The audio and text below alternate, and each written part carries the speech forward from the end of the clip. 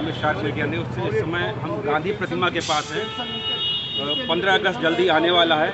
ऐसे में यहाँ पर पूर्वांचल के गांधी कहे जाने वाले डॉक्टर संपूर्णानंद मल यहाँ पे धरना उनका चल रहा है।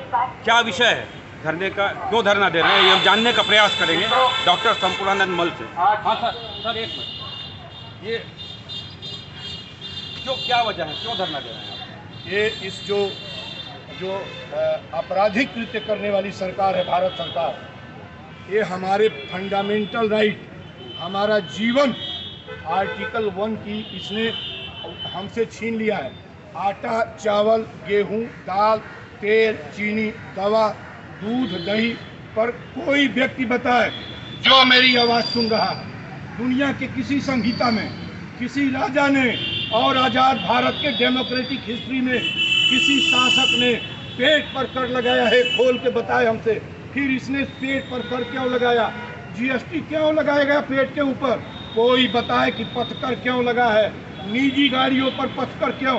जब निजी गाड़ियों पर पथकर लग जाएगा तो हमारी गाड़ी कैसे जाएगी? हमारे पैर में जब कर की बेड़ी डाल दोगे तो हमारा 19D कैसे बचेगा?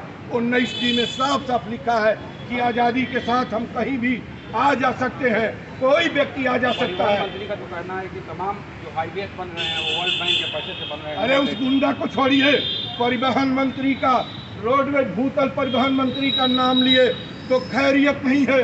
बता दीजिए अपने माइक, अपने संचार के माध्यम से कि वो किस तरह की बात करता है। Honourable president, honourable prime minister, honourable legislative assembly members, member of parliament, including जो 3 दर्जन VIPs हैं, इनकी गाड़ियों पर टोल टैक्स नहीं लगता है। वो तो बेईमान गाड़ियों पर बैठेगा, गाड़ियों के काफिले पर बैठेगा, जहाज़ों में जाएगा। हम 80% गाड़ियाँ बड़े मुश्किल से कोई खरीदता है, कोई लोन पर, कर्ज पर उधार लेके खरीदता है। हमारी गाड़ी पर टोल टैक्स क्यों लगा? 26 नवंबर को जब ऑनरेबल प्रेसिडेंट को कमिश्नर गोरखपुर की ओर से मैंने ज्ञापन भेज दिया था। एक लेटर मुझे प्रेसिडेंट हाउस से मिला है। तोड़ा क्यों नहीं गया? और नहीं तोड़ा गया तो टोल ही क्यों नहीं तोड़ा गया? मैंने एक ये भी विकल्प बता दिया कि बाया एंड थ्रो, एक साइड से टोल खत्म कर दो, एक साइड से टोल खत्म कर दो कि जिसके पैसे जेब में पैसा ना हो, कोई अपने माँ बाप बीमार को लेके जाता है, कोई अपने लड़के को एडमिशन कराने लेके जाता है। डकैतों का अड्डा खोला है, सरकारी डकैत बैठाए गए हैं सड़कों के ऊपर, और इनके लिए, इन डकैतों के लिए जगह जगह से पुलिस उनके सपोर्ट के लिए न जाने कितनी बड़ी नेक्सस है, न जाने कितना ये डकैत। वो प्राइवेट प्लेयर्स हैं, वो प्राइवेट कलेक्टर्स हैं, टैक्स जो ले रहे हैं। हम टैक्स देंगे, हम इसके टोल के अड्डों को 16 तारीख को ऑनरेबल प्राइम मिनिस्टर के लोक कल्याण मार्ग जो 7 रेसकोर्स था प्रधानमंत्री के आवास पर, अकेले तिरंगे और माइक के साथ देखता हूँ हुकूमत में कितनी ताकत है, कहाँ लेके जाता है। टैक्स नहीं चलने दूंगा, खाने पर टैक्स नहीं चलने दूंगा। शिक्षा, चिकित्सा और रेल, इसके बाप का है क्या रेल? पटरियाँ हमारी हैं, जमीन हमारी है, पैसा हमने दिया, मजदूरी करके पटरी हमने बिछाई। टैक्स, रेल टिकट कितना महंगा क्यों किया? अब रोड टिकट बनाने पर उसमें GST CGST आता है। 130 रुपये का टिकट 169 रुपया, 39 रुपये इसके बाप के यहाँ जाता है। टैक्स क्यों लेता है?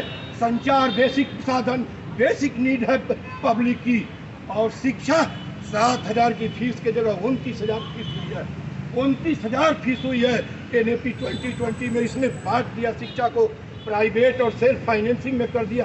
ये क्या मजाक है? क्या हम नागरिक नहीं हैं? क्या हम हिंदुस्तान में नहीं जीते हैं? हमारा संविधान कहाँ है? हमारा राइट कहाँ है? ये बताना पड़ेगा। क्यों शिक्षा पर? और मैंने कहा कि शिक्षा, रुकिए, नो लिसन टू मी। किस बजट की बात करते हो यार? बजट ही में पढ़ता हूँ मैं, दिल्ली यूनिवर्सिटी का फेलो रिसर्च स्कॉलर हूँ। हमसे बजट की बात न करना। इसके पूरे मंत्रालय में गणेरियों के कह देगा कि डॉक्टर कह रहा था, कौन बजट पर बात करेगा? पेट पर टैक्स लगा के बात करेगा कोई देश का मिनिस्टर हमसे? ये चोर, डकैत, रेपिस्ट, क्रिमिनल्स और थेफ्ट हैं, ये डकैत हैं। इन्होंने हमारे पेट पर टैक्स कैसे लगा दिया?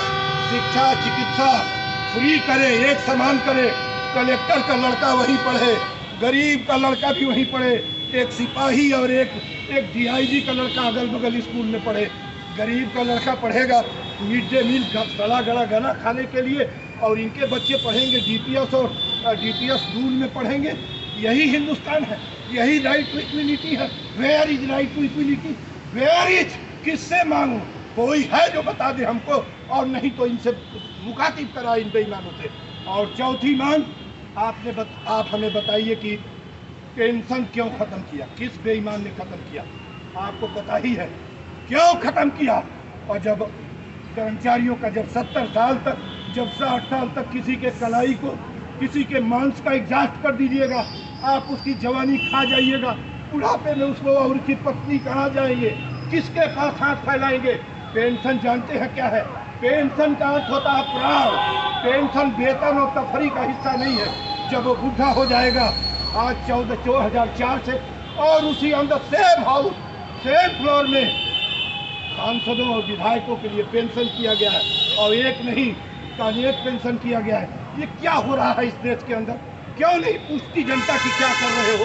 क्या हम गलत कह रहे हैं? कोई आके हमसे बात करे, क्यों नहीं बात करता है? देखिए, आज मेरी 4 मांगे हैं।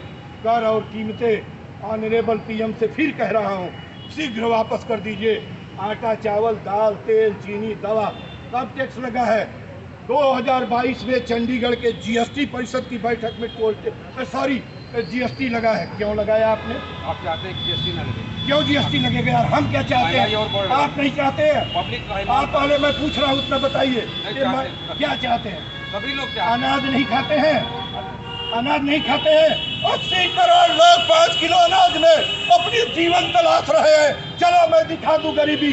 22 करोड़ कुपोषित है, जिनके घर में तेल के अभाव में जिनके बच्चे पानी की बनी तरकारी खाते हैं। हमसे पूछो, ये कोई उपन्यास नहीं है, ये फिक्शन नहीं है, ये this is reality, it is reality. कोई आदमी चले, मैं दिखाऊं अभी मेरी फरी अब किसी चीज। रुकिए, गल्ला वितरित होता है तमाम।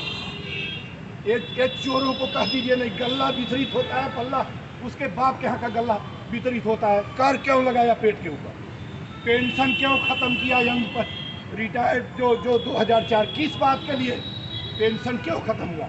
और जब कर्मचारियों का पेंशन खत्म, तो इनके बाप का पेंशन क्यों चल रहा है? इन चोरों का पेंशन क्यों चल रहा है? ये हमारे प्रतिनिधि हैं या हमारे ऊपर टैक्स? हम टैक्स की जंजीरों में नहीं जकड़ना चाहते। जय हिंद, जय भारत, जय भगत, जय गांधी, जय अंबेडकर, जय कलाम। Thank you sir.